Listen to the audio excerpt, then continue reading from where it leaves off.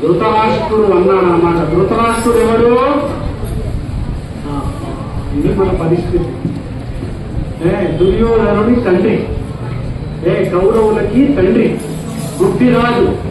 ధృతరాష్ట్ర అన్న ఓడికి మీనింగ్ ఏంటి తెలుసా? రాష్ట్రాన్ని కబ్జా చేసిన వాడు. ఎంతటి దుర్మార్గుడు! మన దేశంలో భూ కబ్జాలు చేస్తున్నారు. రాంపల్లిలో కూడా భూ కబ్జాలు చేసేవాళ్ళు చాలా మంది ఉన్నారు, మనకు తెలుసు. వాడు చిన్న కబ్జా, వీడు రాష్ట్రాన్ని కబ్జా చేస్తున్నాడు. ధృతరాష్ట్ర.